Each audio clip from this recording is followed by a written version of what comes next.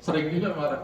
Enggak, tapi enggak hanya sering marah, ya istri saya ini sering benar ngata bilang sayang kepada saya. Jadi apa-apa misalnya ini ada makanan ya, ini sayang nih gitu kan. Saya seneng kan. Kemudian saya harus membayar zakat, maaf, dan kewajiban itu terkena kepada saya. Tapi ketika melihat di sisi lain, misalnya saya sebagai mahasiswa yang sedang merantau, itu masuk ke dalam golongan mustahik penerima zakat. Jadi kan bertabrakan tuh, saya harus ngeluarin zakat, tapi di sisi lain kan saya penerima zakat. Sebelum kita tutup acara ini, Itu pertanyaan. apa bingkisan dari keluarga besar pengajian untuk yang nah sekarang ini untuk Pak Ustadz, saya mau saya minta Pak Didit dan Pak Tri untuk menyampaikan ini Pak, silakan. Ini sedikit nih, kok sedikit? Sedikit isinya berangkat dari Kentucky untuk bertemu dengan kita. Selanjutnya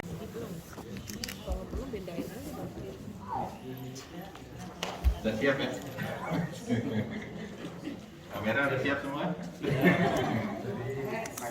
Oke. Bismillahirrahmanirrahim.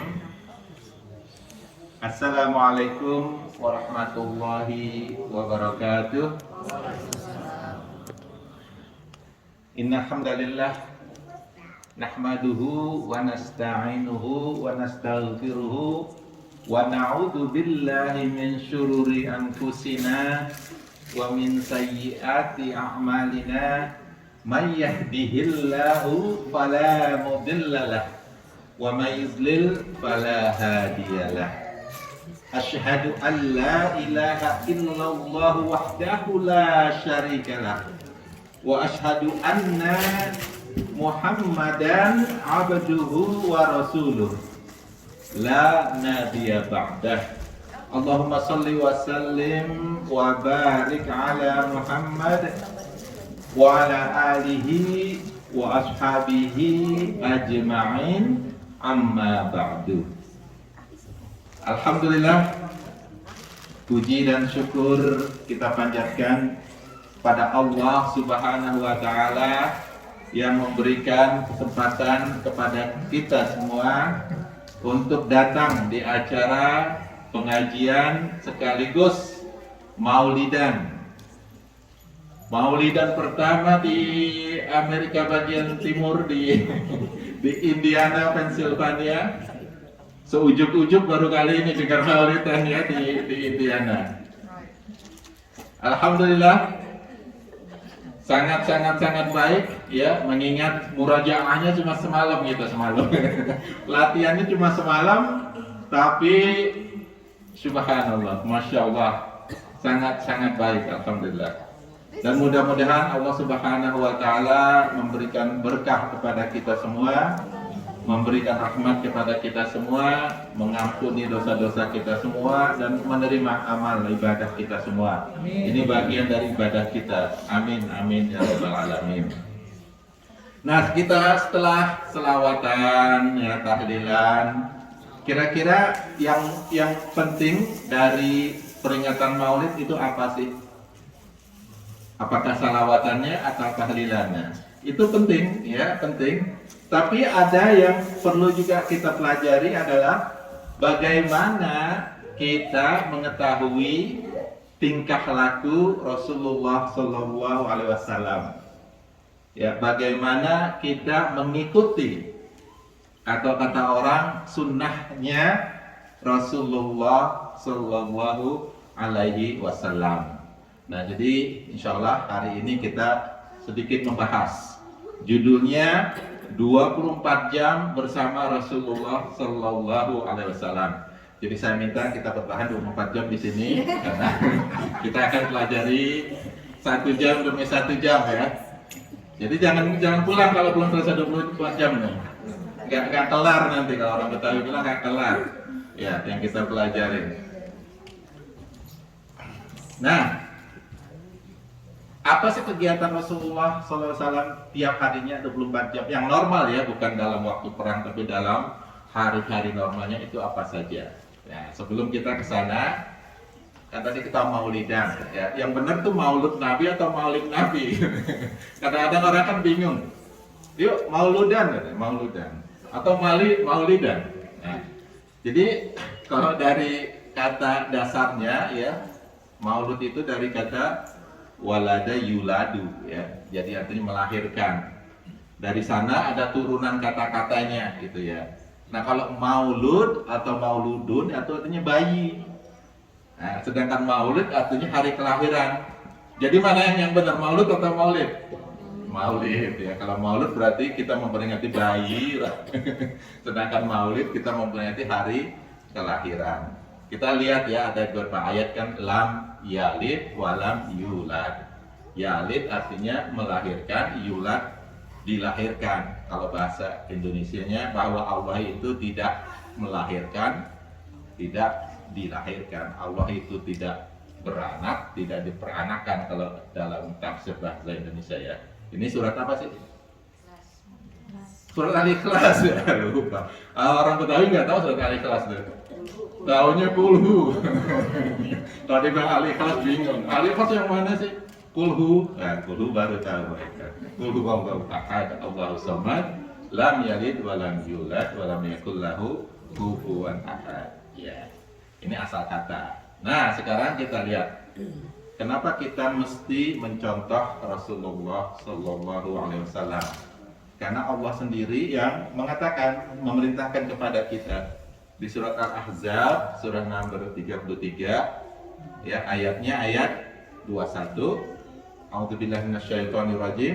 Laqad kana fi Rasulillahi uswatun hasanah. Sungguh, ya kata Allah, dalam diri Rasulullah itu ada uswah hasanah. Uswah itu apa? Contoh hasanah baik. Ada contoh yang baik. Ya, liman kana yarjullaha wal yaumal akhir wa dzakarallahu katsira. Bagi orang yang mengingat Allah dan mengingat hari kembali, hari akhir, dan selalu mengingat Allah yang banyak. Ya, ini untuk kita, mudah-mudahan ya kita termasuk orang yang selalu mengingat Allah Subhanahu wa taala, mengingat hari akhir, sehingga kita bersiap-siap menghadapi hari akhir tersebut. Kalau kita mau berperang kan kita perlu bawa perlengkapan perang ya. Nah, perlengkapan perang itu kalau di hari akhirat nggak disediakan di sana, harus kita bawa dari dunia ini. Nah, salah satunya adalah dengan mencontoh Rasulullah Sallallahu Alaihi Wasallam. Sunnah, ya kita sering dengar sunnah. Apa sih sunnah? Nah, kalau sunnah beda lagi sunnah. Sunnah itu apa? Sunnah artinya segala perbuatan, tingkah laku, dan juga perkataan Rasulullah Sallallahu Alaihi Wasallam. Itu sunnah. Ya, termasuk dalam sunnah itu juga hadis, karena hadis itu artinya kata-kata. Jadi perkataan Rasulullah itu artinya hadis. Jadi hadis itu termasuk dalam sunnah Rasulullah Sallallahu Alaihi Wasallam. Ya. Apakah sunnah Rasulullah semuanya harus kita ikutin? Tidak, karena justru ada yang sunnah yang sifatnya wajib kita ikuti, ada yang sifatnya sunnah. Nah, sunnah ini beda lagi ya. Ini salah satu hukum dalam Islam. Wajib, sunnah, mubah, makruh sama haram. Jadi kadang-kadang ada sedikit kebingungan, sunnah Nabi sama sunnah dalam bentuk hukum itu beda ya. Kalau sunnah Nabi artinya tingkah laku, perbuatan, perkataan Nabi. Sedangkan sunnah yang hukum yang 5 itu artinya sesuatu yang direkomendasikan. Nah, jadi apakah semua sunnah Nabi itu harus dilakukan, wajib dilakukan? Enggak, ternyata ada yang wajib dilakukan, ada yang sunnah untuk dilakukan, ya. Ada yang justru haram kalau dilakukan. Bingung kan? Bingung ya. Misalnya apa? Yang Pak Bowo nggak boleh itu. Kawin lebih dari 9. Pak Bowo nggak boleh, semuanya nggak boleh ya. Yaitu beristri lebih dari 4, itu nggak boleh. Kalau 4 Ya, tanya istrinya masing-masing dah. Tanya istri masing-masing boleh enggaknya ya. Tapi beristri lebih dari 4 itu haram hukumnya, karena itu salah satu sifat kekhususan bagi Rasulullah Shallallahu Alaihi Wasallam. Nah, untuk itu harus dibedain, ya. Boleh bahasa Betawi ya. Dibedain tuh antara sunnah yang sunnatul huda, artinya sunnah yang berupa petunjuk. Nah, biasanya sunnah yang berupa petunjuk ini, sunnatul huda ini wajib kita lakukan atau paling tidak sunnah untuk kita lakukan. Ya. Ada juga yang namanya sunnatul ada. Sunnatul ada artinya perbuatan Rasulullah sebagai manusia, bukan sebagai Rasul. Itu ya, misalnya cara berpakaian Rasulullah, gitu ya.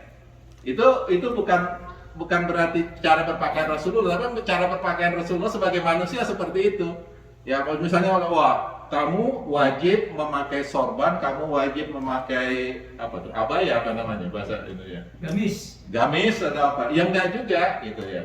Karena di zaman itu Abu Lahab, Abu Jahal juga sama pakaiannya dengan Rasulullah, gitu ya.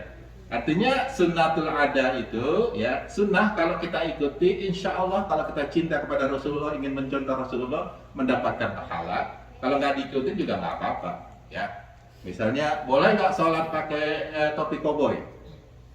Boleh. Ya boleh, cuma ya nggak bagus lah, masa nanti sujudnya gimana gitu kan, nggak bisa sujud nanti. Sebenarnya boleh aja gitu ya. Artinya itu sesuatu yang merupakan perbuatan Rasulullah sebagai manusia biasa, bukan sebagai Rasul. Tapi yang sunnatul huda itu adalah petunjuk yang harus kita ikuti. Nah, kita coba pelajari ya, paling tidak ada beberapa sunnatul huda ataupun sunnatul ada yang Rasulullah SAW lakukan setiap harinya. Dan insya Allah kita bisa ikutin sebagian besar dari ini, paling tidak ya. Yang pertama, ya bangun tidur, terus mandi, itu salah. Kita diajarin bangun tidur terus mandi kan? Nah, tidak. Jadi kapan kita bangun tidur? Katanya ketika ayam kukuruyuk baru bangun. Enggak juga, ya. Jadi justru Rasulullah SAW bangun tidur itu di sepertiga malam terakhir. Jadi nggak pas nunggu ayam kuruyuk dulu baru bangun. Kalau di sini ayam marikannya apa? Ayam kuruyuk bahasa Amerikanya apa? Kelutak-kelutuk. Enggak susah bener ya. Udah kedudu ya, kedul-kedudu. Beda benar dengan kita. Nah, enggak pagi hari kayak gitu. Rasulullah bangun justru sepertiga malam. Kalau di Indonesia mungkin jam 2, jam 3 ya. Setelah bangun bagaimana Rasulullah? Apa yang beliau lakukan biasanya diucap matanya kayak gini gitu ya, dicekin, dibersihin. Kalau kita Rasulullah mungkin nggak punya belek ya, kalau kita kalau punya belek kan dibersihin pakai tisu lah kayak gitu ya. Setelah itu apa? Langsung mandi, membersihkan tempat tidur, membantu ibu enggak. Tapi Rasulullah berdoa. Apa doanya? Nah, ini kita ajarin pada anak-anak kita kalau bisa ya, agar dia ingat. Apa doanya? Alhamdulillahilladzi fiyana ba'dama amatana wa ilaihin nusur. Apa artinya? Nah, harus tahu, ketika berdoa harus tahu, usahakan tahu ya. Jangan main berdoa kayak orang, kayak dukun apa namanya? Spell itu apa? Nggak tahu artinya. Usahakan tahu. Karena kalau kita tahu, tapi benar-benar kita minta itu loh.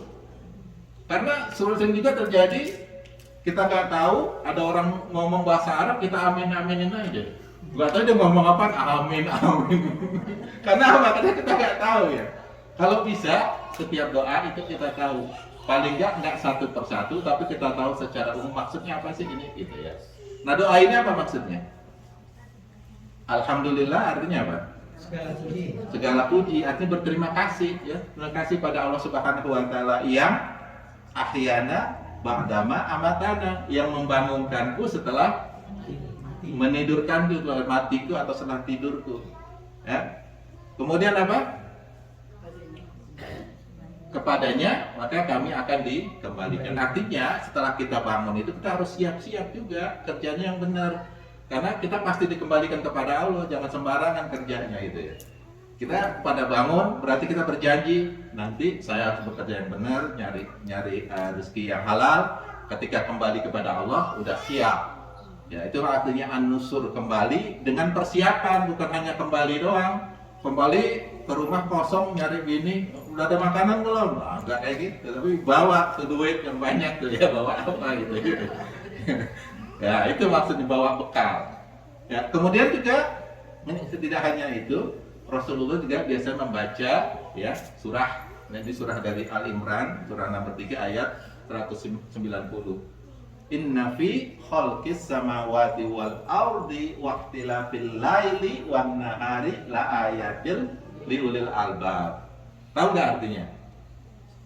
Nggak tahu. Jadi inna fi khalqis samawati wal ard, sesungguhnya dalam penciptaan langit dan bumi, waqtilafil laili wan nahar, dan pergantian siang dan malam, la ayatil, ada tanda-tanda bagi orang yang berpikir, orang yang pinter. Maksudnya apa sih? Kenapa kalau Rasulullah seperti itu? Itu buat kita ini.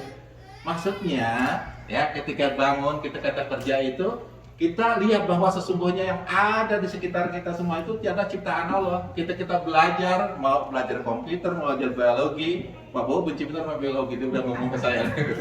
Mau belajar biologi, itu semua ciptaan Allah. Selalu kita niatkan adalah agar mendapatkan pahala dari sana. Itu orang yang pintar sebenarnya. Ulul albab itu seperti itu. Orang yang benar-benar pintar itu yang ketika dia belajar, ketika dia bekerja, itu semuanya diniatkan untuk Allah Subhanahu wa Ta'ala.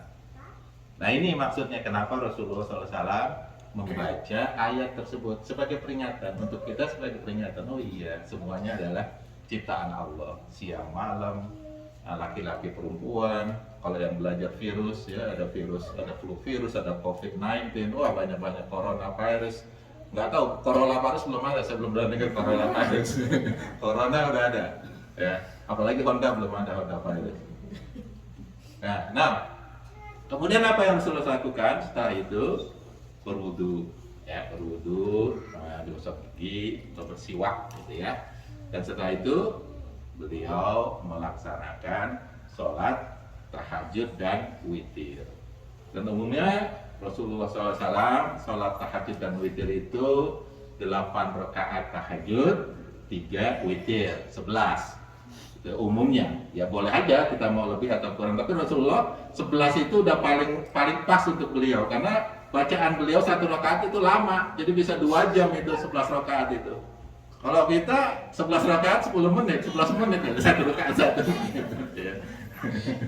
Jadi beliau bacanya panjang, ya. Kenapa hanya cukup 11 rakaat? Ada yang 21 rakaat, silahkan, ya.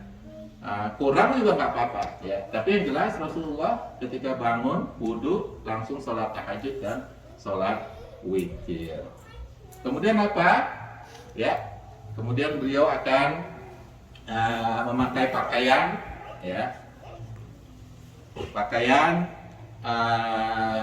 untuk pergi ke masjid, gitu ya, untuk masjid, untuk sholat.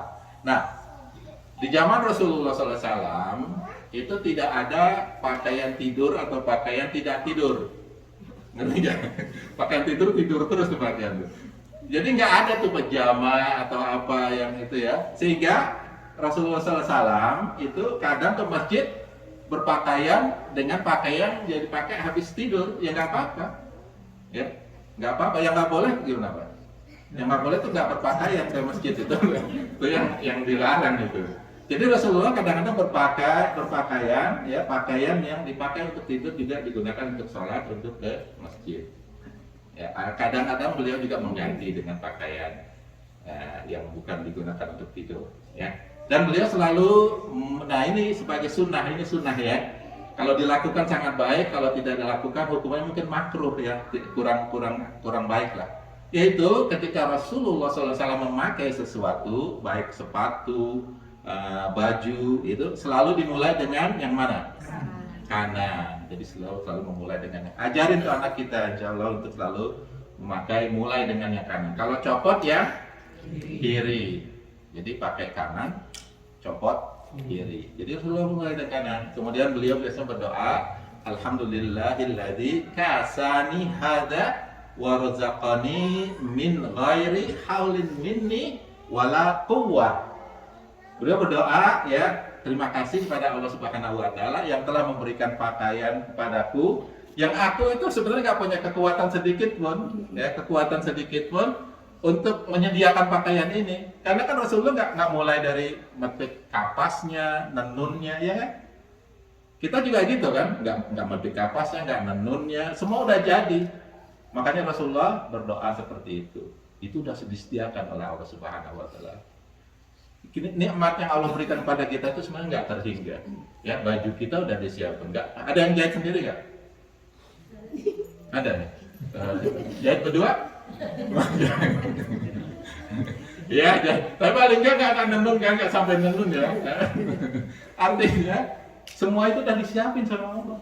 Kita tinggal pakai doang. Ya, kita tinggal pakai doang. Maka nggak berterima kasih. Makanya Rasulullah berterima kasih. Alhamdulillahilladzi kasani hada, yang telah memberikan pakaian ini kepadaku.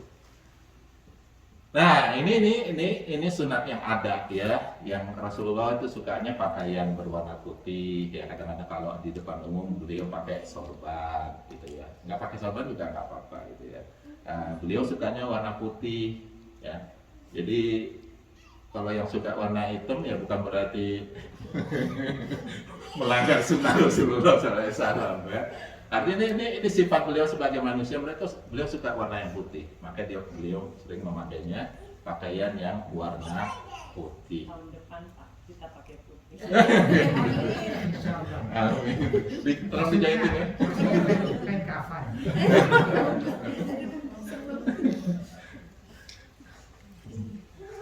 Kemudian ketika beliau pindah ke Madinah, beliau juga mulai memakai cincin. Nah, cincin itu ada tulisannya. Tulisannya seperti itu persis. Allahnya di atas, Rasulullahnya di bawah, tapi bacanya tetap dari bawah. Ya kan? Muhammad Rasulullah. Jadi Nabi Muhammad SAW nggak mau naruh namanya di atas, gitu ya. Ditaruhnya di bawah, tapi tetap membacanya sebagai Muhammad Rasul. Allah tetap di atas. Nah, kemudian beliau kan masuk ke kamar mandi, ya kan? Kalau beliau masuk ke kamar mandi mau buang hajat, maka cincin ini dilepas di luar. Karena apa? Karena tidak boleh ada nama Allah masuk ke dalam kamar mandi atau ke dalam kamar kecil. Ya, tidak boleh juga menyebutkan nama Allah di dalam kamar kecil. Ya. Tidak boleh menyebutkan, itu dilarang, itu termasuk haram malah ya kalau kita sebutkan. Jadi kalau ya ada teman-teman yang memakai kalung ada emblemnya Allah itu, ya mau masuk kamar mandi jangan lupa ditaruh di luar. Ya dititipin dulu sama siapa, jangan taruh kalau luar biasanya hilang langsung. Ya, karena apa? Karena memang tidak boleh nama Allah itu ada di dalam kamar mandi. Juga kalau misalnya kita ngajarin anak kita untuk berdoa, ya masuk kamar mandi, itu kan ada doanya ya. Jangan taruh doanya di dalam kamar mandi. Ya ada yang naruhnya di kamar mandi ya di belakang pintu, itu udah di dalam itu. Kalau bisa di luar, di dinding luar. Nah, untuk mengajarin anak-anak. Itu ya. Jangan taruh di dalam kamar mandi karena itu yang dilarang. Ya. Jadi beliau pas masuk kamar mandi, beliau mengucapkan apa? Ada doanya juga. Allahumma inni a'udzubika minal khubusi wal khaba'ith. Ya, diajarin lagi pada anak kita tuh. Ya. Artinya, ya Allah, aku berlindung dari godaan setan laki-laki dan setan perempuan. Karena ternyata ada setan laki-laki, setan perempuan loh ya. Jadi, meminta perlindungan pada Allah. Dan masuknya kaki kiri atau kaki kanan kalau ke kamar mandi? Masuk kaki kiri dulu. Keluarnya kaki kanan. Ya. Nah, beliau ketika masuk kamar mandi, misalnya untuk buang hajat, ya, itu nggak buka pakaiannya di luar, tapi di dalam. Ya, di zaman dulu saya kan dari Betawi, kemudian Jakarta tuh dulu biasanya jambannya di luar ya, ngerti kan ya, jamban itu pakai apa namanya, pakai pagar doang kan, pagar segini ya. Saya pernah lihat ibu-ibu tuh mau masuk kamar mandi, sudah kelihatan di luar. Bener kelihatan pangkatnya, bener serius itu. Jadi jangan kayak gitu. Masuk dulu baru copot ya pakaian kita. Jangan dari luar udah mungkin kan nggak tahan buka dari luar ya. Jadi bukanya di dalam, jangan di luar kamar mandi.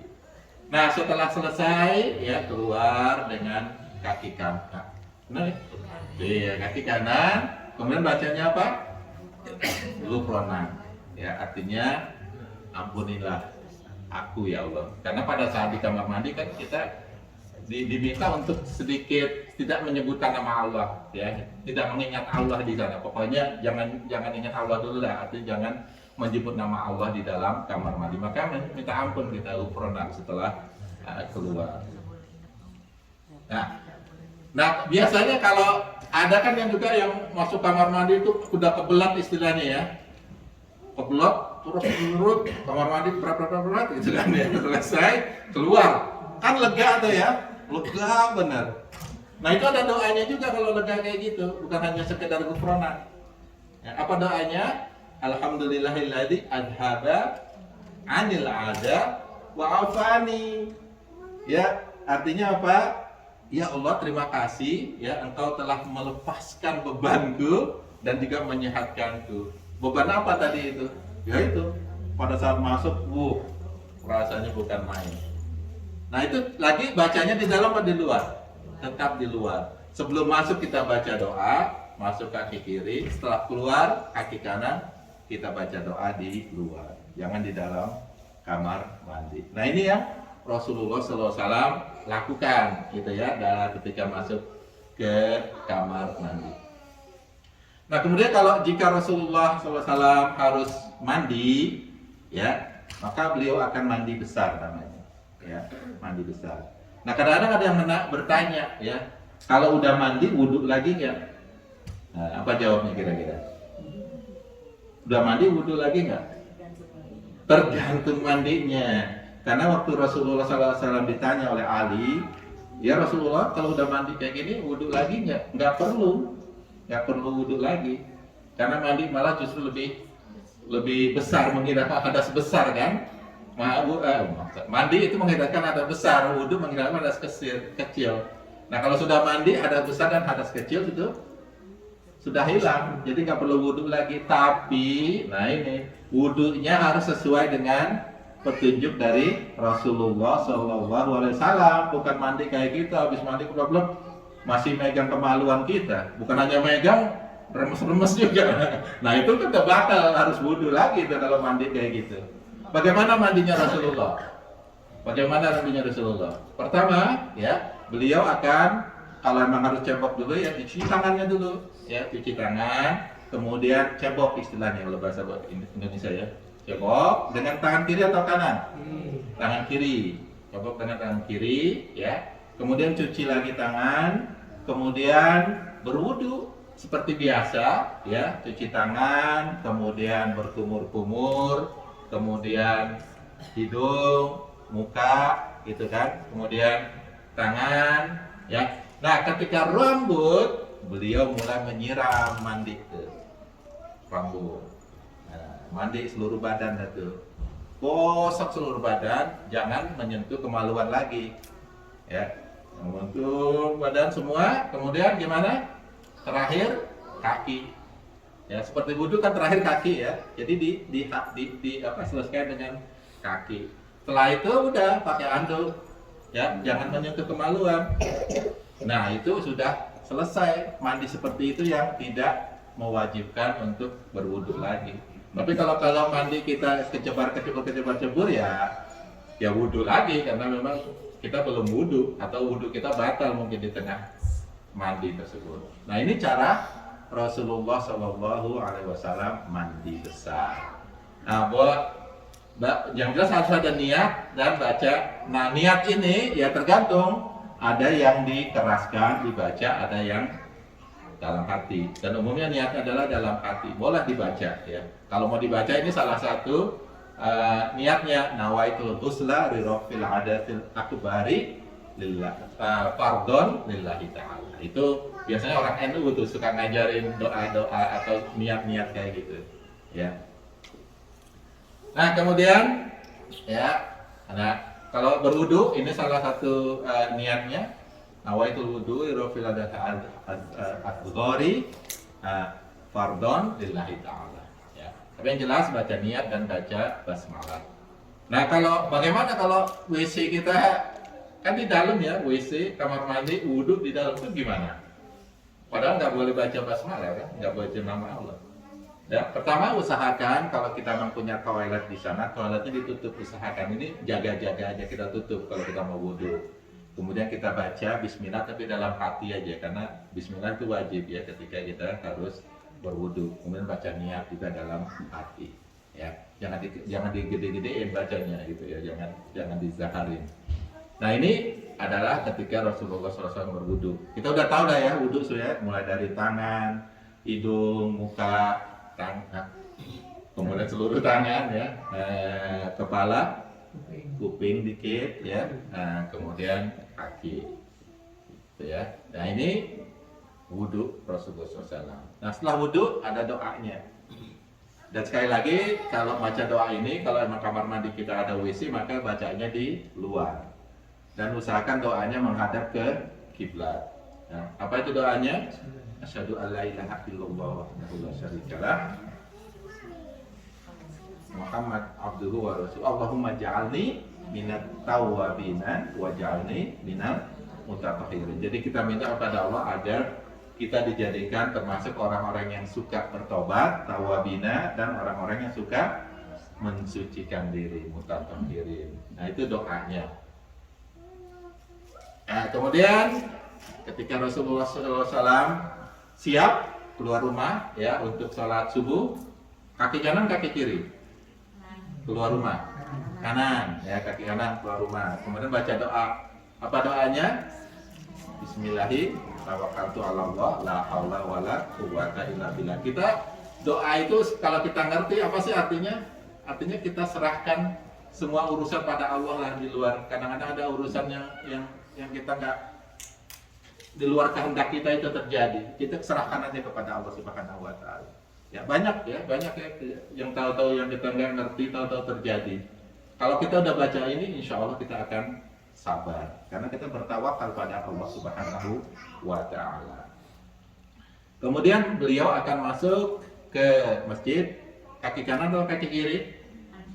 Masuk masjid kaki kanan. Ada doanya, apa doanya?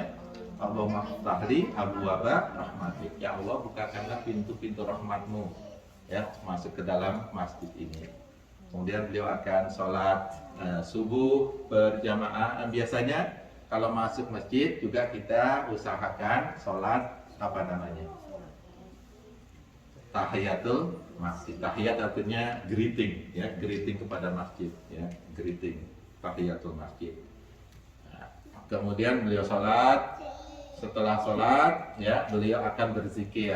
Nah, biasanya ini masjid udah ada tuh biasanya tuh zikirnya kayak gitu, ya kadang-kadang ya di urutannya seperti itu, ya. Beliau biasanya berzikir di zaman Rasulullah itu sendiri-sendiri.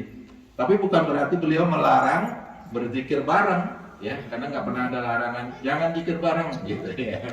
Karena ada yang istilahnya yang melarang zikir bareng atau melarang zikir keras-keras itu dilarang oleh mereka. Ada juga yang melarang doa bareng aja dilarang. Nah, enggak, Rasulullah SAW nggak pernah melarang tersebut, walaupun beliau biasanya berdoa sendiri-sendiri, berzikir sendiri-sendiri. Itu bukan berarti berdoa bareng, berzikir bareng itu dilarang atau haram, ya. Karena nggak ada larangan seperti itu. Bahkan sebagai syiar Islam itu adalah sesuatu yang baik.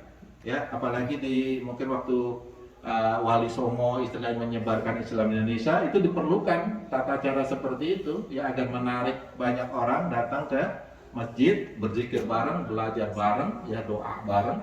Itu sesuatu yang sangat membantu mereka mengenal Islam, mempelajari Islam. Ya. Kemudian beliau akan keluar masjid. Biasanya beliau tunggu sampai syuruk, kemudian sholat syuruk ya 2 rakaat, ya. Kemudian beliau keluar masjid kanan atau kiri? Keluar kaki kiri, ya. Kemudian juga ada doanya, Allahumma inni as'aluka min fadlik Jadi minta rezeki di sini, minta fadlik, minta fadilah, ya, minta sesuatu yang bermanfaat setelah keluar dari masjid. Ya, karena di masjid itu kan sesuatu banyak sekali rahmat, ya, kita minta rahmat Allah Subhanahu wa taala. Sekarang kita keluar, kita minta agar ada banyak benefit yang kita temui di luar. Ya, baik kita sebagai pekerja, penjual ataupun dosen dan sebagainya. Ya, itu ini saya nggak jam-jam, ini jam berapa itu yang jelas.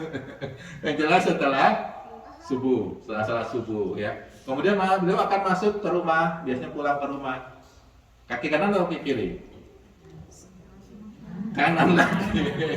Usahakan sesuatu yang baik selalu kanan, ya, kanan. Jadi tetap masuk kanan, dan beliau selalu mengucapkan apa? Salam. Ya, ketika masuk, karena ada perintahnya oleh Allah Subhanahu wa taala, ketika masuk ke rumah-rumah kalian, maka ucapkanlah salam di antara kalian. Assalamualaikum, ya. Walaupun orangnya tidur, tetap aja ucapin salam. Ya, nggak masalah, ya. Karena mungkin insya Allah di sana ada malaikat yang juga jawab nanti. Jawabnya nggak kedengeran. Kalau kedengeran mungkin kita udah lari. Assalamualaikum, waalaikumsalam, lari gitu. Ya.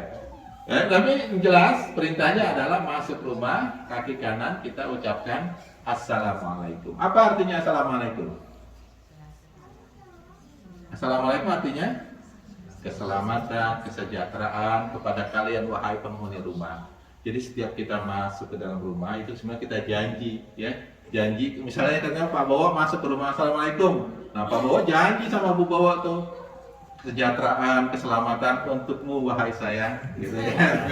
Aku tak akan pernah menyakitimu. Itu artinya, ya.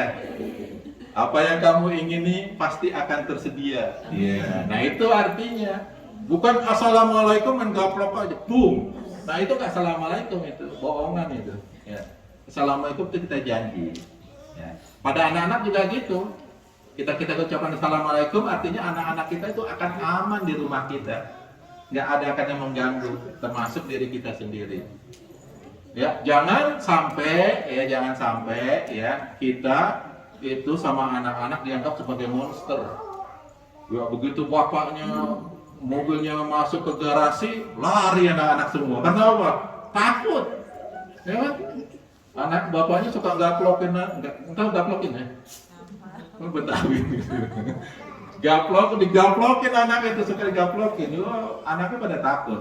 Padahal dia ngomong Assalamualaikum, itu bohongan tuh Assalamualaikum. Ya, jadi kalau kita masuk rumah, ya kita ucapkan Assalamualaikum dan kita usahakan ya, bahwa kita memang benar-benar melaksanakan Assalamualaikum itu. Bukan sekedar basa-basi, bukan sekedar janji ya istilahnya.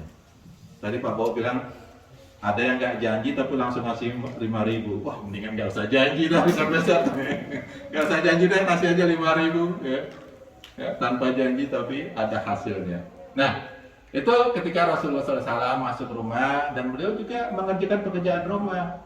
Jadi sebagai suami ya jangan malu, jangan merasa malu atau merasa rendah ketika harus mengerjakan pekerjaan yang kata orang kerjaan istri, misalnya nyuci piring gitu kan ya, nyuci piring, wah lu laki-laki nyuci piring, nyetrika, lu kok nyetrika laki-laki gitu. Nah emang nyetrika emang kerjaan siapa? Kerjaannya siapa nyetrika? Emang Rasulullah bilang perempuan nyetrika, gitu kan? Perempuan nyuci piring, enggak kan ya? Nah itu kita harus saling membantu, ya kerjakan. Istri kita udah masak kok, terutama saya nggak bisa masak gosong terus. Wah, masak macam-macam rupanya gosong lah, ya tempe gosong, tahu gosong, masak air aja gosong, kok keringan. Jadi bini deh yang masak kan, istri saya masak, masa udah masak suruh nyuci piring lagi, tega amat ya. Jangan tega lah sama bini gitu ya kan. Udah bini suruh masak buat kita, masih suruh nyuci piring, setumpuk segini lagi piringnya, bayangin. Istri saya kalau masak tuh banyak bener, piring, panci-panci yang gede, yang kecil. Ya kalau nggak dikit. Bukannya nggak mau ya, tapi memang itu harus sebagai suami punya rasa iba, rasa kasihan, rasa sayang kepada istri. Cuciin, ya. Pertama saya kalau nyuci, nah ada istrinya, nggak ada kan, saya bisa ngomong. Oh, astagfirullah. Nggak apa-apa ya. Jadi pertama nyuci itu sering diomelin sama bini, nyuci nggak bersih. Ya mau kurang sabun lah, kebanyakan sabun. Saya cuekin aja. Besok saya cuci lagi. Kamu nggak dicuci nggak bersih kan? Saya cuci lagi. Besok dimarahin lagi, cuci terus. Ayo berhenti sendiri marah. Pokoknya bersih lah, kayak serah lah, pokoknya saya cuci aja. Sering juga marah. Enggak, tapi nggak hanya sering marah, ya istri saya ini sering benar ngata bilang sayang kepada saya. Jadi apa-apa, misalnya ini ada makanan ya, ini sayang nih gitu kan. Saya seneng kan. Oh iya, di mobil tuh kan ada makanan misalnya, ini dibungkus dong sayang. Wah, saya malah seneng aja sayang. Paling seneng bilang sayang kayak gitu. Ya. Habisin dong makanannya, sayang. Ya. Nah itu istri saya, alhamdulillah ya, alhamdulillah. Jadi masih satu. Insya Allah satu terus ya, karena sayang tadi itu. Nah kemudian kalau pagi ya gitu ya, biasanya Rasulullah nanya ya, karena Rasulullah memang ya dari ceritanya ini ya, dari syirah ini, beliau sepertinya tidak masak ya, mungkin karena nggak tahu, nggak bisa masak kali ya, tapi yang beliau yang masak adalah istri. Itu bukan berarti istri yang harus masak ya, jadi yang masak istri, tapi beliau tuh nanya istrinya, pagi ini ada nasi, nggak nasi, kamu Betawi. Pagi ini ada makanan nggak gitu kan ya. Kemudian kalau istrinya bilang ada makanan, ya Rasulullah makan. Kalau bilang nggak ada makanan, Rasulullah langsung puasa. Puasa sunnah.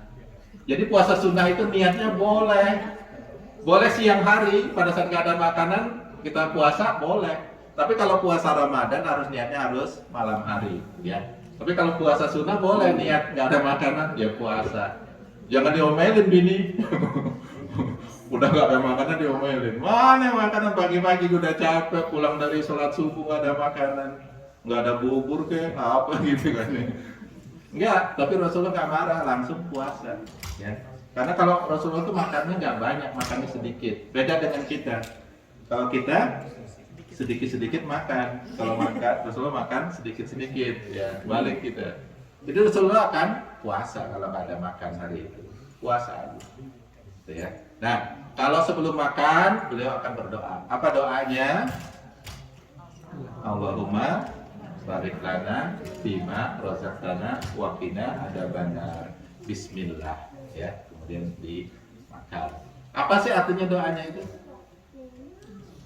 Ya Allah, berikanlah berkah ya rezeki ini, apa yang kami makan dan seterusnya ya, secara general ya, kita berterima kasih pada Allah karena kalau ada makanan di situ. Ya, kemudian kita ucapkan bismillah ya, dengan nama Allah saya memulai makan. Ya, dan jauhkan kami dari siksa api neraka. Artinya dengan rezeki itu jangan sampai rezeki itu justru mungkin sesuatu yang haram, justru malah membawa kita ke neraka ya. Jadi usahakan rezekinya halal, yang rezeki yang kita makan juga rezeki yang halal. Sesudah makan, beliau juga akan berdoa. Apa doanya? Alhamdulillahilladzi at'amana wa saqana wa ja'alana minal muslimin. Alhamdulillahilladzi at'amana wa saqana wa ja'alana muslimin. Nah, itu anak kecil ya, ada lagunya itu. Jadi kita berterima kasih pada Allah yang telah memberikan rezeki, yang telah memberikan makan, memberikan kekenyangan, dan tetap meminta kepada Allah agar menjadikan kita sebagai orang yang muslim, orang yang berserah diri. Kemudian sholat, beliau biasa mendirikan sholat duha. Ya, sholat duha minimal 2 rakaat ya. Kemudian beliau biasanya tidur ya sebelum zuhur. Ya, beliau tidur namanya qailullah, tidur sedikit, tidur kalau kayaknya ada bahasa Spanishnya, ada apa nih Spanishnya? Tidur ayam. Siesta ya, siesta, tidur sedikit gitu, tidur sebentar. Enggak sampai lewat maghrib. Itu sebentar aja. Nah, kemudian kadang-kadang beliau juga pergi ke pasar. Nah, di zaman Rasulullah pasar itu istrinya laki-laki doang, nggak ada perempuan. Jadi umumnya yang ke pasar itu juga akhirnya apa? Laki-laki. Ya, jadi baik pembeli penjual itu umumnya di pasar itu adalah laki-laki. Dan beliau akan membaca doa sebelum masuk pasar ya agar diberikan kebaikan di dalam pasar tersebut, kemudian dibebaskan dari keburukan, misalnya jual beli yang tidak benar gitu kan. Itu beliau akan berdoa seperti itu ketika akan masuk pasar ya. Ini doanya ya. Kemudian beliau akan melakukan sholat asyar. Ini setelah zuhur ya, biasanya beliau akan ke pasar.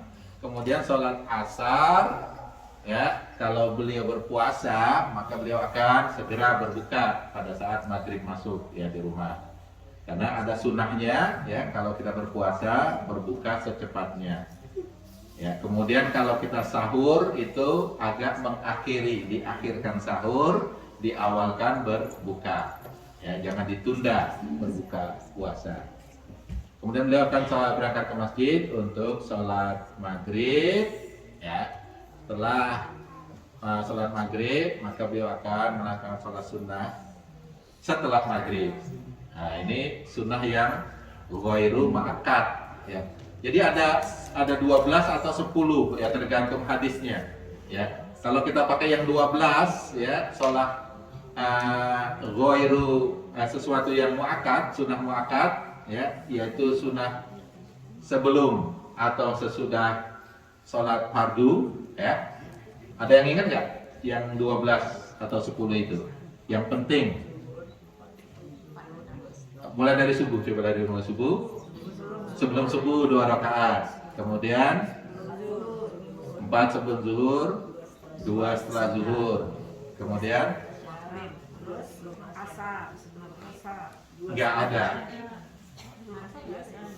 nggak ada asar, itu ghairu mu'akkad, sesuatu yang dibolehkan tapi bukan yang mu'akkad, bukan yang penting. Jadi asar itu tidak ada yang mu'akkad, salat yang mu'akkad ya. Tapi kemudian apa? Setelah maghrib dan setelah isya. Boleh aja sebelum asar, sebelum maghrib. Rasulullah nggak melarang untuk sholat. Tapi umumnya beliau sholat yang mu'akkad itu adalah sesudah maghrib, sesudah isya, sebelum subuh, sebelum zuhur, sesudah zuhur. Ya, kalau ditotalin itu 10 atau 12, tergantung yang zuhur itu tadi. Ada yang 4 rakaat, ada yang 2 rakaat yang sebelum zuhurnya. Ya. Jadi itu yang mu'akkad. Ya, dalam hadisnya katakan barang siapa yang sholat mu'akkad itu yang 12 atau 10 itu, maka akan dibangunkan rumah di surga. Artinya apa? Kalau kita dibangunkan di rumah di surga, kitanya masuk surga nggak? Iya, masuk di rumahnya dong. Kontrak.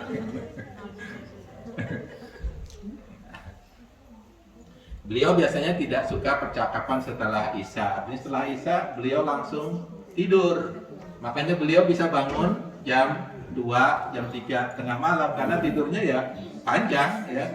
Kalau kita akan ngobrol sampai jam 12 malam, jam 2 malam masih nggak bangun ya. Nah, ini semua ya sebagian dari sunnah atau perilaku tingkah laku Rasulullah SAW yang dilakukan selama 24 jam dalam kondisi yang normal gitu ya. Dimulai dari bangun ya, sholat tahajud, witir, kemudian subuh dan seterusnya sampai tidur lagi. Mudah-mudahan bermanfaat buat kita semua. Mudah-mudahan kita bisa mencontoh. Kalau tidak semuanya, paling nggak 100%-nya lah. Amin amin ya rabbal alamin. Ya, dan dimudahkan oleh Allah Subhanahu wa taala untuk mencontoh ini ya. Amin. Kalau ada pertanyaan atau mungkin ada komentar silakan. Sebelum ditutup, kalau udah ditutup biasanya nggak bisa dibuka lagi nanti. Ada yang mau mulai aja? Oke.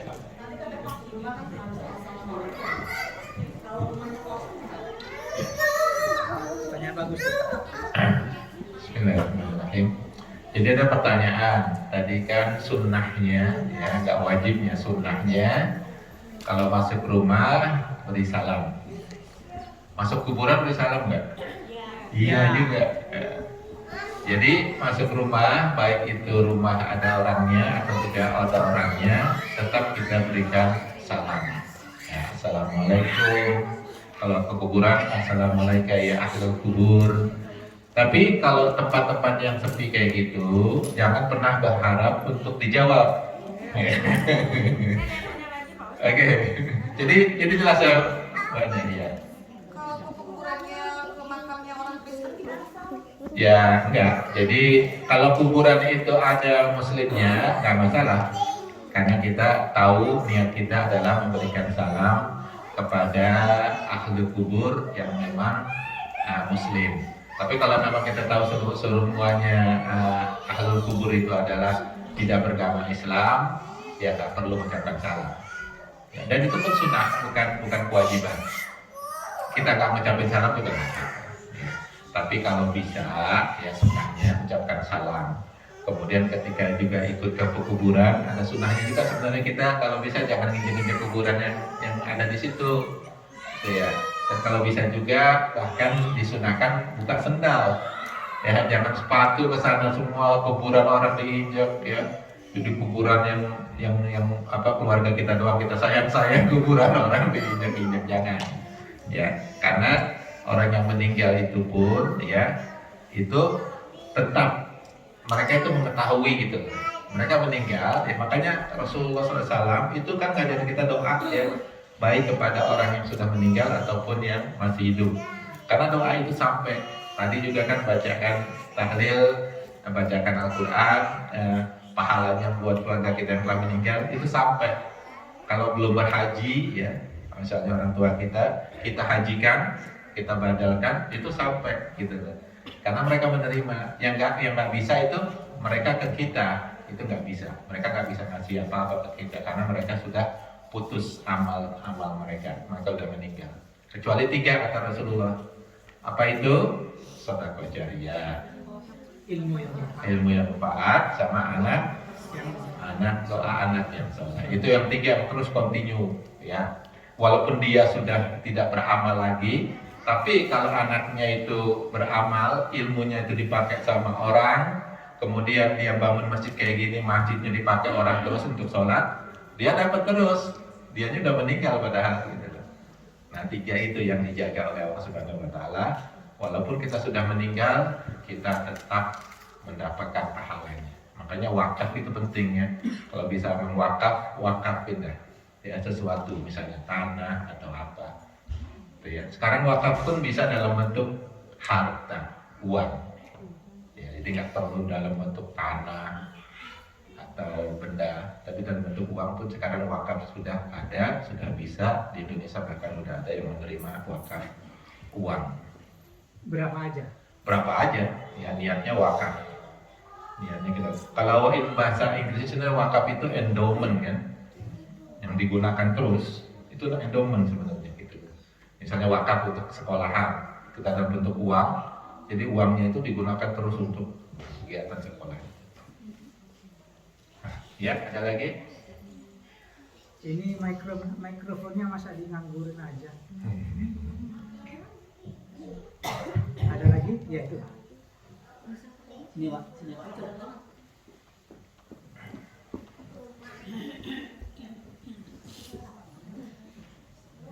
Enggak nyambung ya. Ini Ustaz kan tadi disampaikan kalau misal masuk kamar mandi ya, maksudnya melepaskan kayak tadi Rasulullah aja melepaskan cincin karena ada tulisan Allah gitu ya. Nah kalau kadang-kadang kita sekarang kan install aplikasi yang ada Al-Quran di HP gitu, maksudnya jadi HP-nya boleh dibawa masuk juga atau mungkin kayak gimana gitu. Boleh, asal jangan dihidupin.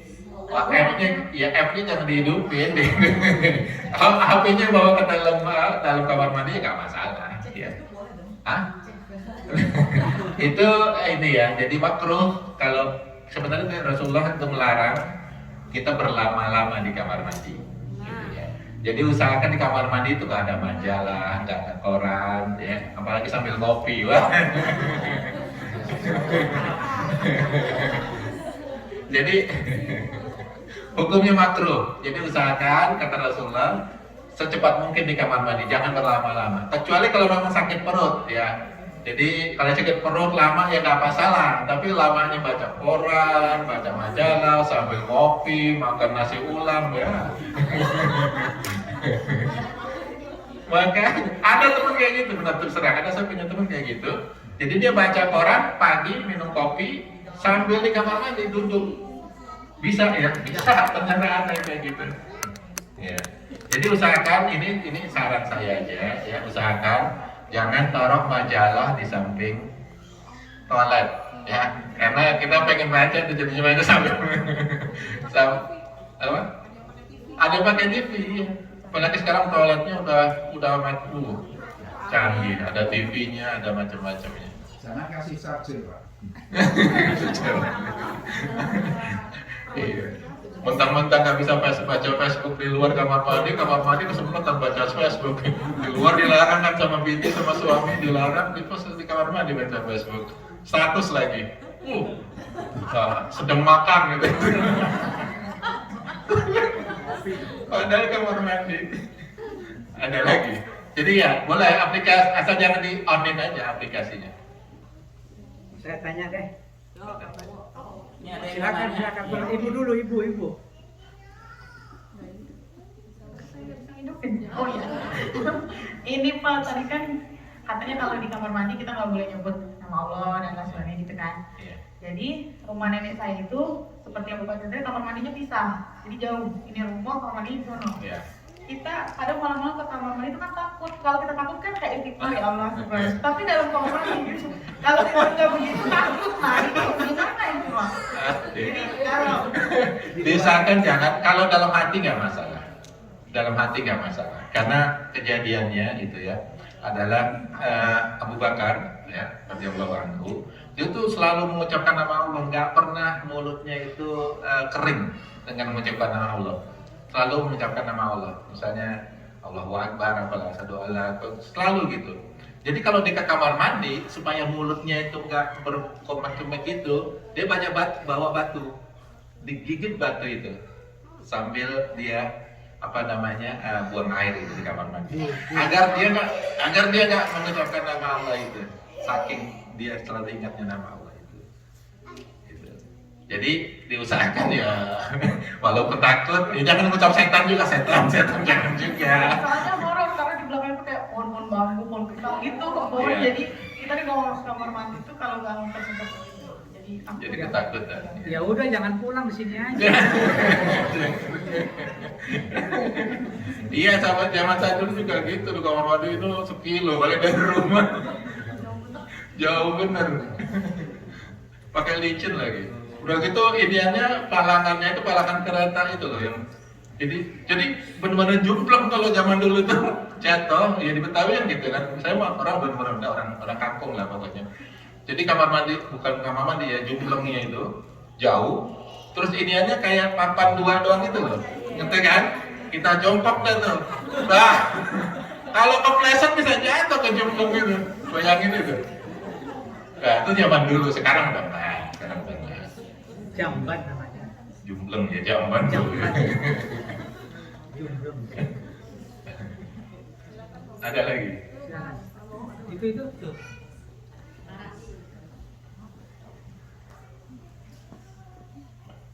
Pak Ustadz tadi Pak Ustadz menyampaikan soal wakaf untuk misal orang tua yang sudah meninggal. Iya. Nah kalau di Indonesia tuh ada haul ya Pak Ustadz. Iya. Itu hukumnya seperti apa Pak? Iya. Jadi haul itu seperti tadi itu, jadi tahlilan, ulang tahun, kematian kan. Jadi kematian di ulang tahun ini ya namanya haul. Nah jadi itu dengan sebenarnya nggak ada larangan ya untuk mengingat itu, ya mengingat orang tua kita dengan cara yang baik. Karena ada bilang itu bid'ah ya karena tidak dicontohkan oleh Rasulullah gitu. Padahal nggak ada larangan juga, tidak pernah dilarang. Sama dengan juga maulid tadi itu, ada juga yang mengatakan maulid itu sesuatu yang bid'ah karena nggak diajarkan Rasulullah. Padahal Rasulullah sendiri sebenarnya memperingati Maulid beliau. Jadi caranya apa? Tiap hari malah, tiap hari apa? Hari Senin, karena hari Senin kata Rasulullah adalah hari kelahiranku, maka aku berpuasa pada hari itu. Jadi Rasulullah sendiri memperingati dalam tanda petik ya kelahirannya dengan berpuasa. Nah kita sebagai umatnya juga memperingati kelahiran Rasulullah sebagai rasa terima kasih dengan salawatan tadi, dengan berterima kasih. Sama juga dengan orang tua kita, ya boleh-boleh aja, asal ini yang nggak boleh, asal jangan dipaksain, jangan dijadikan kewajiban. Nggak punya duit minjem sama tetangga, ini mau haul orang tua saya nih, gitu kan, minjem dulu dong 2 juta, gitu kan, nggak bisa ganti karena apa? Karena memang nggak punya, tapi memaksakan diri. Itu yang justru nggak bolehnya di sana. Jangan dipaksakan, karena itu bukan kewajiban. Gitu ya. Jelas? Ya, terima kasih. Ya, silakan.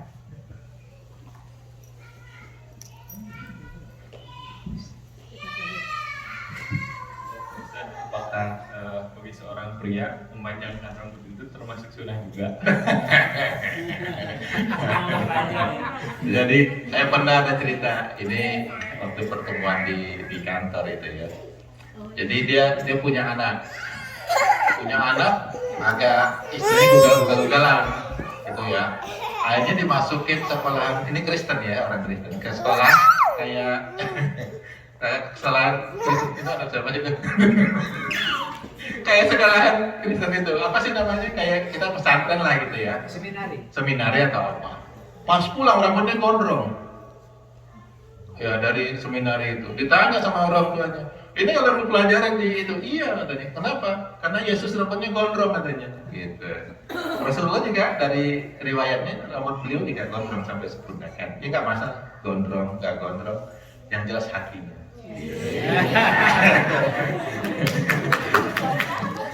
Yang penting hatinya gitu ya. Jangan hatinya yang gondrong. Kalau hatinya yang gondrong mah ya hatinya baik. Banyak yang kepengen gondrong tapi nggak. Kalau gondrong, Iya nggak bisa. insya Allah kalau niatnya mengikuti Rasulullah itu dapat pahala. Ya, jadi niat ini saya ini ikut Rasulullah. Kalau Rasulullah kan rambutnya panjang, boleh silakan. Rasulullah juga pernah juga dicukur. Ya. Kalau tato nggak boleh. Tato nggak, Rasulullah kan nggak boleh tato. Ya tato nggak, itu sebenarnya ya kalau bisa ya, kalau memang belum punya tato jangan bertato ya, karena sebenarnya tato itu kan merusak tubuh sih, ya, dilarang ya, sesuatu yang dilarang karena merusak ya. Mungkin kita karena ini kan kadang-kadang manusia subjektif ya, pikirnya kan tato bagus bener kayak batik gitu kan, badannya tato semua sehingga apa nggak perlu pakaian lagi kan udah bertato. Iya, jadi diharamkan ya, dimakruhkan paling makruh tahrim lah, makruh yang mengarah ke haram. Kalau sudah bertato ya jangan disetrika juga ya, karena ada yang karena sudah bertato karena dibilang haram disetrika diulangin, nggak usah, biarin aja dia udah bertato, kamu mau diapain gitu kan ya, jangan coba dihilangin, dicongkel-congkel malah jadi sakit sendiri. Tapi kalau belum bertato jangan bertato itu aja. Ada pertanyaan lagi? Saya tanya deh. Barusan nanya. Di Arab itu kan kuburan sedikit, sehingga kan diganti-ganti. Apakah bisa nanti di Indonesia juga sekarang makin sedikit juga? Apakah boleh gitu? Kalau sekarang kan ditumpang-tumpang begitu, apakah boleh nanti dibuang? Dibuangnya kemana ya? Sebenarnya Rasulullah itu mengajarkan kalau ini kita harus menghormati yang sudah meninggal ya. Kalau bisa jangan, kalaupun harus misalnya dipindahkan secara baik. Karena orang yang meninggal itu ya menurut Rasulullah masih merasakan sakitnya. Jadi kalau tulangnya sampai patah-patah, dipatah-patahkan secara sengaja itu, mereka pun akan merasakan itu. Jadi kalau bisa misal mau dipindahkan sebaik mungkin gitu caranya gitu. Ya. Kemudian kalau mau ditumpuk juga sebaik mungkin, jangan sampai penggaliannya itu mempengaruhi yang sudah di sudah Ya itu kalau diambil dipindah kemana? Nggak tahu saya. Dibakar atau gimana? Nggak ngerti juga saya. Pertanyaannya susah banget. Saya belum pernah pindahin kuburan, saya jadi nggak tahu juga saya. Karena itu sudah sejak dulu di Arab begitu. Di situ aja dibongkar, dipindahin. Dan ditaruh orang baru. Cuman tidak dijelaskan tulang benulangnya itu diapain gitu. Nggak tahu Atau juga. tidak kemana nggak dijelaskan. Nggak tahu juga. Iya. Ada yang tahu nggak nih? Saya nggak tahu. Saya bukan penggali kubur. Saya. Hah? Tanya yang minta siapa ya? Kayaknya nggak tahu saya bawa. Jadi nggak tahu. Jadi tanya pemerintah Arab Saudi kayaknya kemana itu.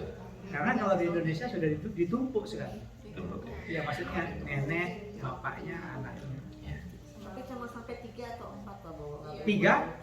3 aja. 4. Karena sudah terbatas kan tempat kuburan itu. Nggak tahu deh kalau urusan kuburan kayak gitu, bingung juga saya.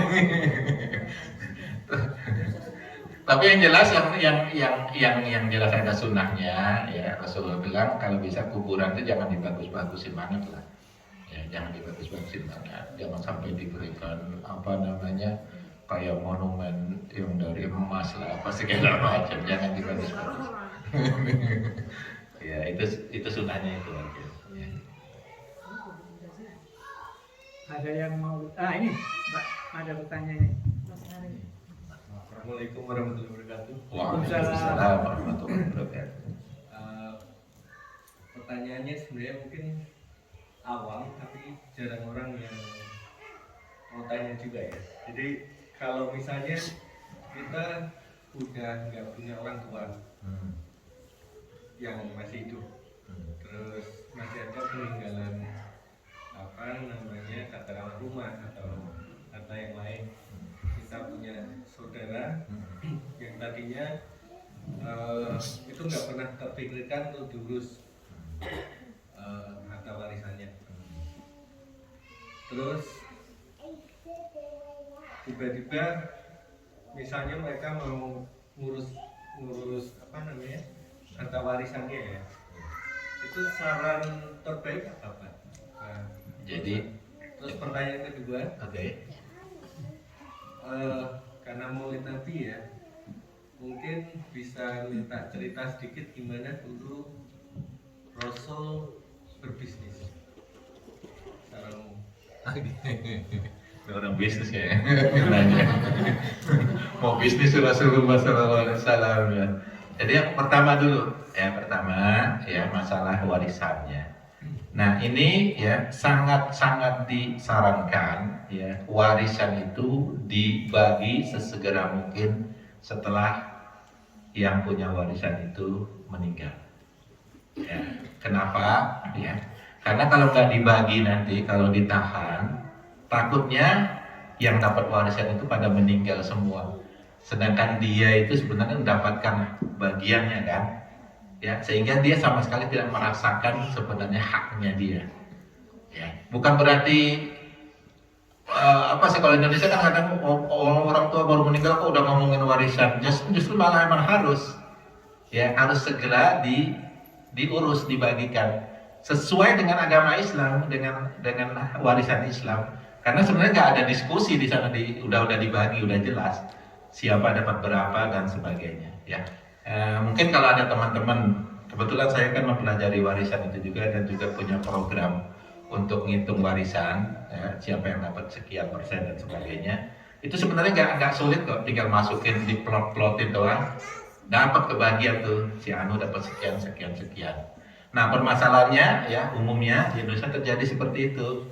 Begitu orang tua meninggal, ya rumah itu nggak dibagi atau ada sebagian warisan yang nggak dibagi, sehingga sampai bertahun-tahun akhirnya baru kepikir, nah ini harta warisannya gimana nih gitu. Sebagian padahal udah ada yang meninggal juga gitu kan, jadi agak sulit diusahakan dibagi. Nah kalau sudah seperti itu, maka harus dikembalikan ke hukum warisan yang awal. Jadi siapa yang punya hak terhadap rumah itu? Ahli warisnya siapa? Misalnya katakan orang tuanya meninggal tahun 2000 gitu ya. Kemudian ada anaknya 5 ya. Salah satunya meninggal misalnya tahun 1900 gitu ya.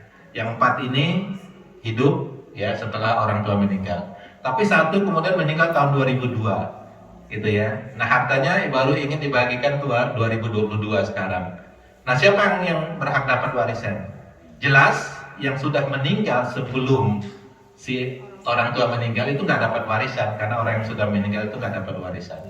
Tapi kalau dia meninggalnya setelah orang tua itu meninggal dan harta warisannya belum pernah dibagikan, maka dia masih berhak untuk mendapatkan, yaitu harta dia nanti dikasih ke anaknya dia gitu.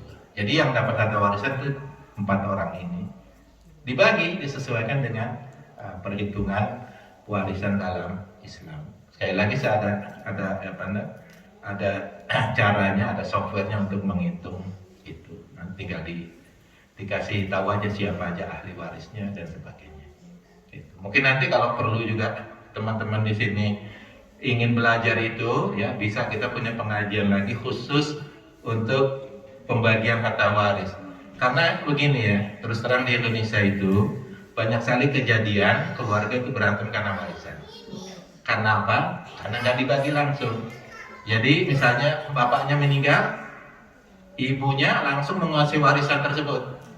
Ya, nggak dibagi sama anak-anaknya itu, padahal anaknya itu punya hak. Ya, 100% diambil sama ibunya, padahal ibunya cuma 1/6 aja sebenarnya haknya. Apa istri itu malah dapatnya cuma 1/4, 1/8, 1/6 atau 1/8 istri dapatnya. Sedangkan di situ akhirnya dia dikuasain sama ibunya semua. Sampai anak-anaknya itu nggak dikasih warisan, anaknya nanti meninggal atau cucu-cucunya ada meninggal, udah susah itu. Nah, itu yang Allah Subhanahu wa taala bilang sebagai jangan makan harta anak yatim, karena sebenarnya si ibu sendiri walaupun dia itu adalah anak-anaknya ya yang dimakan hartanya itu, tetap aja si ibu itu makan harta yang anak yatim, harta haram sebenarnya. Itu kadang-kadang nggak disadarin. Pas si ibu meninggal, ya anaknya pada berantem, ya pengennya ini. Ya. Kalau kita mau belajar itu, insya Allah ya dalam ke depan keluarga kita nggak ada peperangan masalah warisan. Kejadian tuh kalau Betawi ya lagi pakai main golok-golokan udah kalau warisan itu terus terang, karena emang nggak tahu ilmunya, padahal ada ilmunya. Kalau udah sesuai dengan hukum Islam itu udah gampang sebenarnya gitu aja. Ya. Mungkin yang kedua tadi apa? Bisnis. Jadi gini, sebelum Rasulullah SAW menjadi Rasul, ya waktu mudanya bisnis beliau adalah pedagang, ya, tajir. Orang bilang kan tajir itu pedagang. Dan beliau itu adalah pedagang yang begini, canggih. Ya, orang-orang keuntungannya cuma berapa persen, beliau bisa berlipat-lipat keuntungannya, gitu ya. Nah, beliau tuh berdagang dengan membawa dagangan siapa? Masih ada nggak? Khadijah, ya dibawa ya ke Syam gitu untuk berdagang. Dan dagangnya pun dengan cara yang jujur ya, nggak ngambil untung sekian. Pokoknya saya dapat ini sekian dari yang milik bahan ini. Nah, jadi silahkan Bapak mau bayar berapa gitu loh. Ya, paling tidak saya ada sedikit pemasukan. Justru orang itu pada bayarnya lebih, mungkin bukan di Indonesia kali. Kalau di sana di Indonesia pas-pasan bayarnya sesuai, malah ditawar dulu lagi. Jadi Rasulullah dapat banyak, berkembang bisnis beliau. Ya, sampai Siti Khadijah itu senang dengan beliau, terus menikah. Nah, pada saat beliau diangkat sebagai Rasul, maka bisnis beliau berubah. Bukan pedagang lagi, jadi bisnis beliau adalah sebagai Rasul. Ya. Rasul itu adalah pendakwah, pemberi peringatan kepada manusia. Nah, dan sebagai Rasul itu, Rasulullah SAW tidak terlalu memikirkan masalah harta, justru hartanya itu digunakan untuk semua kegiatan untuk berdakwah. Makanya Rasulullah ketika meninggal itu nggak meninggalkan harta yang banyak kepada keturunannya, warisan beliau itu bukan harta, tapi warisan beliau adalah ilmu. Gitu. Makanya pernah ada cerita itu di satu tempat. Jadi, sana tuh pada ngapain lo? Lagi pembagian warisan Rasulullah atau di masjid gitu kan? Orang-orang pada lari semua ke masjid mau dapatkan warisan Rasulullah. Nggak taunya ada orang lagi pengajian. Jadi nggak ada warisan Rasulullah. Ya itu pengajian itu, dakwah itu, ilmu itu adalah warisan Rasulullah. Lagi dibagi-bagi itu, kenapa kamu nggak datang? Jadi Rasulullah setelah menjadi Rasul ya nggak berdagang lagi, tapi 100% sebagai pendakwah. Gitu. Jangan. Ada yang tanya?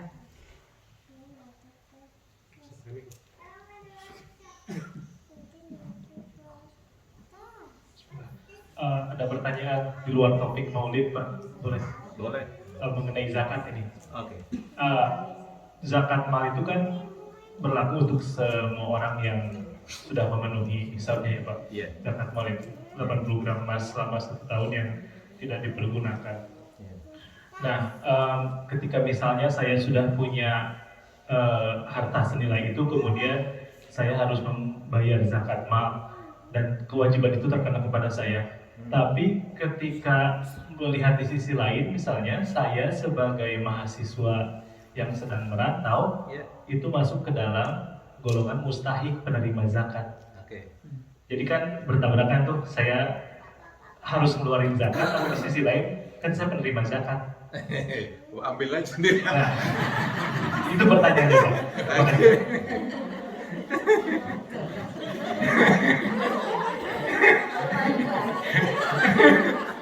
Pertanyaannya ngebikin, ambil aja sendiri. Jadi gini. Jadi kita harus bertahap ya. Prioritasnya mana dulu satu-satu. Pertama ya, ini yang wajib setiap orang ya, bahkan dalam mazhabnya Hanafi, bayi pun ya kalau dia punya harta yang melebihi nisab ya, sekitar di Amerika mungkin sekitar 5.000-an, 4.500 hisab intinya batasnya itu sudah wajib untuk memberikan zakat. Kenapa bayi? Karena ada bayi kadang-kadang yang punya harta, ada kan? Orang tuanya meninggal dia punya harta, ya itu tetap harus bayar zakat gitu ya. Jadi itu yang prioritasnya itu dulu ya. Kita wajib zakat. Udah, begitu kita wajib zakat, maka hak kita sebagai mustahik udah hilang. Kita nggak bisa masukkan diri kita sebagai mustahik. Saya kan mustahik, ambil sendiri aja gitu, enggak. Kita udah mampu, tergolong mampu. Mustahik itu adalah yang nggak mampu, yang berhak menerima zakat itu adalah yang tidak mampu. Ya pertama, yang paling tidak mampu adalah namanya fakir. Fakir itu adalah orang yang tidak punya pekerjaan dan juga tidak mampu menghidupi dirinya sehari-hari. Bisa banyak orang tua yang sudah tua, anak yatim, mereka nggak punya kerjaan dan juga nggak punya duit kan. Nah itu fakir. Yang kedua apa? Miskin. Apa bedanya? Miskin itu adalah orang yang punya pekerjaan, dia punya kerjaan, dapat penghasilan, tapi nggak cukup. Itu namanya miskin. Yang ketiga, amil zakat. Apa itu amil zakat? Pengumpul zakat. Orang yang bekerja untuk mengumpulkan zakat. Bukan hamil zakat ya. Hamil zakat lain lagi. Nah, itu termasuk yang mendapatkan. Yang ketiga, yang keempat apa? Orang yang mu'alafatun bi qalbihi di dalam hatinya, orang yang berubah menjadi muslim. Termasuk orang yang belum muslim tapi mempunyai kecintaan dengan Islam, itu bisa dimasukkan sebagai mu'alaf juga. Itu bisa mendapatkan hak itu juga. Yang ke berapa tadi? Yang kelima, Musafir. Oh, dia musafir juga. Musafir ya. Musafir, terus kemudian jihad fisabilillah, kemudian orang yang ghorimin, yang berhutang, yang nggak bisa membayar utang. Tapi utangnya bukan utang mobil, utang rumah, nanti saya utang mobil nih nggak pelan bayar, saya dapat catat dong. Salah sendiri. ngutang mobil Mercy, rumah. Ya bukan itu, utangnya adalah utang kehidupan sehari-hari, bukan utang yang buat kemewahan. Jual aja rumahnya, jual aja mobilnya, gitu kan. Nah itu termasuk kalau Anda memang sudah mempunyai itu, maka hak sebagai musafir tadi itu ya. Bukan musafir ya, apa sih namanya? Fisabilillah ya, itu udah hilang ya. Jadi ya bayar aja gitu. Jangan minta lagi, kita udah bayar. Ya, kita adalah yang di dalam Islam itu ya, tangan di atas ya itu lebih baik daripada tangan yang di bawah. Apa artinya? Pemberi itu lebih baik dari peminta atau penerima. Jadi lebih baik jadi pemberi. Silakan pilih mau jadi pemberi apa peminta. Kalau mau jadi peminta ya udah. Saya mustahik gitu. Kalau mau jadi pemberi saya muzaki gitu ya. Saya ya muzaki. Ada muzaki. Ini muzaki terus nih. Nggak pernah jadi mustahik lah itu. Bayar zakat terus setiap tahun. Dan nggak banyak kan, cuma 2,5% dari harta kita. Ada lagi? Mau lanjutan yang tadi sih Pak, kalau mu'alaf itu durasinya kapan? Sampai kapan? Dikatakan mu'alaf? Itu yang emang nggak ada waktunya sih, nggak ada waktunya. Tapi ya kesadaran lah. Masa udah berpuluh-puluh tahun mu'alaf terus gitu kan? Nggak, itu durasi waktunya sebenarnya nggak ada. Sampai kapan menjadi mu'alaf? Gitu ya. Kalau bisa yang seharusnya ini kalau yang ini benar-benar mu'alaf, dalam waktu setahun dia udah harus bisa menguasai sholat segala macam sehingga dia nanti nggak mu'alaf lagi gitu. Kalau bisa, tapi kalau belum bisa masih tetap dibantu, itu namanya masih tetap mu'alaf. Berarti masih bisa dapat zakat? Masih bisa dapat zakat ya. Tapi sebenarnya dia harus mempunyai kemauan untuk berubah ya. Jangan pengen jadi mu'alaf tahun 40 tahun. Kapan masuk Islamnya? 40 tahun yang lalu. Nggak tahu mah. Sama dengan ya anak yatim itu. Saya bisa menerima dong, saya yatim gitu kan. Kapan meninggal ibunya? Ya 50 tahun yang lalu. Saya nggak punya ibu kok. Ya. Yatim itu ada umurnya gitu. Jadi kalau belum dewasa itu udah masih yatim, tapi kalau dewasa nggak yatim lagi. Jangan terus ngaku yatim terus. Sama lah yatim piatu, misalnya orang tua saya udah nggak ada dua-dua. Gitu. Ya, mudah-mudahan bisa jawab ya. Iya, tanya itu. Pak, mau lanjut pertanyaan yang tentang zakat tadi. Kalau misalnya ada uang yang ditabung, disisihkan, rencana itu mau buat bayar hutang, tapi itu sudah melebihi nisab, itu apakah harus dibayarkan juga? Utangnya dulu. Utang wajib dibayar. Orang yang berhutang nggak wajib zakat. Kalau punya hutang, ya kalau hutangnya itu melebihi nisabnya itu ya nggak wajib zakat. Nah, kalau utang rumah? Utang rumah sebenarnya mortgage itu beda ya, bukan karena sebenarnya kita mampu bayar yang ini kan. Gitu. Jangan dihitung totalnya 400.000. Wah, utang saya 400.000, padahal kita bayar tiap bulan bisa. Jadi bukan utang seperti itu, tapi utang yang memang utang kebutuhan. Misalnya mungkin ada orang yang masuk rumah sakit langsung dapat boom bayaran, harus bayar 20.000 misalnya. Nah itu utang seperti itu yang termasuk dalam yang sebagai apa namanya, sehingga dia berhak sebagai ghorimin, orang yang sedang berhutang. Nah, malah jadi mustahik dia jatuhnya. Ada lagi?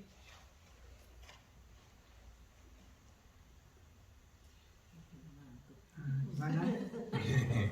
Kalau nggak ada kita baca doa ya. Iya. Mari kita membaca doa. Bismillahirrahmanirrahim. Mari kita sama-sama memohon pada Allah Subhanahu wa taala ya, agar apa yang kita laksanakan pada hari ini menjadi amal baik kita di dunia dan di akhirat.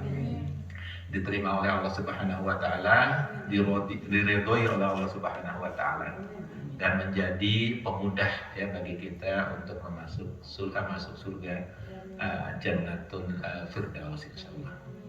Al-Fatihah. A'udzubillahi minasyaitonir rajim. Bismillahirrahmanirrahim. Alhamdulillahirabbil alamin, arrahmanir rahim, maliki yaumiddin. Iyyaka na'budu wa iyyaka nasta'in. Ihdinas siratal mustaqim.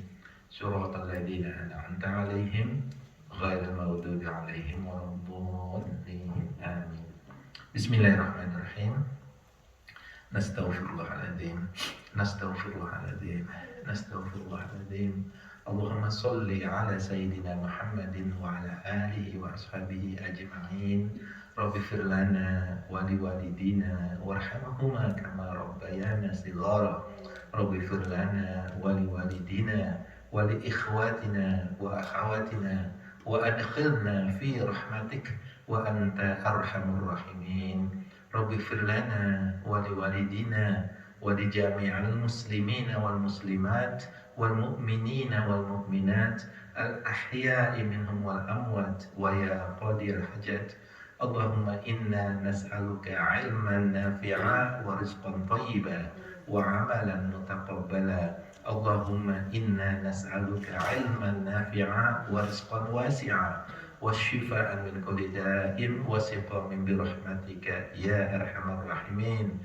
Allahumma inna nas'aluka salamatan fid din wa afiyatan fil jasad wa ziyadatan fil ilm wa barakatan fil rizq wa taubatan qabla al maut wa rahmatan 'inda al maut wa maghfiratan ba'da al maut. Allahumma hawwin 'alaina fi sakaratil maut. Allahumma ajirna minan nar. Allahumma ajirna minan nar. Allahumma ajirna minan nar. Rabbana hab lana min azwajina wa dhurriyyatina qurrata a'yun waj'alna lil muttaqina imama. Rabbi ij'alna muqimas shalawatina wa min dhurriyyatina. Rabbana wa taqabbal du'a. Rabbana taqabbal minna innaka antas sami'ul 'alim wa tub 'alaina innaka antat tawwabur rahim. Rabbana atina min ladunka rahmatan wa hayyi' lana min amrina rasyada. Rabbana atina fid dunya hasanah wa fil akhirati hasanah wa qina adzabannar wa qina adzabannar. Wa sallallahu ala sayyidina Muhammadin wa ala alihi wa ashabihi ajma'in.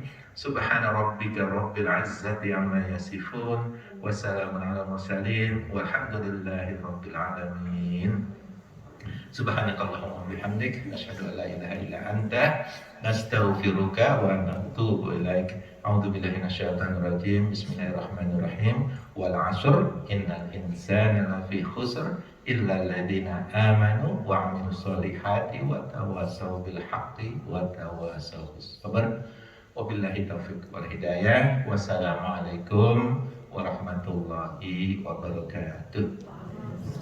Terima kasih. Sebelum kita tutup acara ini ada sedikit bingkisan dari keluarga besar pengajian. Untuk yang ibu-ibu sudah saya kasih tadi kan, ziplock, bisa membungkus sendiri. Nah sekarang ini untuk Pak Ustadz, saya minta Pak Didik dan Pak Tri untuk menyampaikan ini.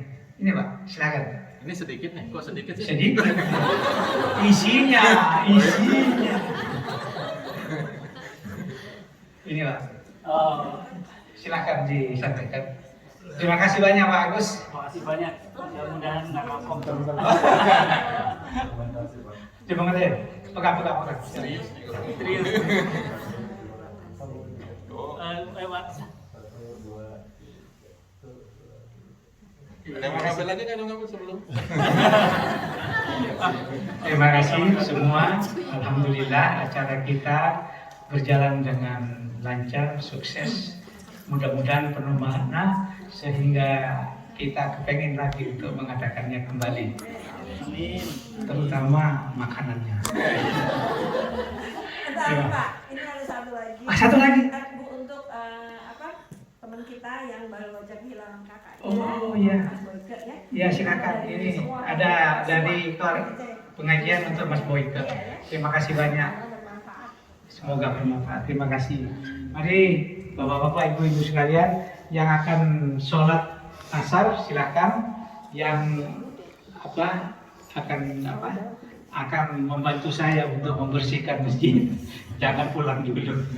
Terima kasih banyak. Assalamualaikum warahmatullahi wabarakatuh. Waalaikumsalam.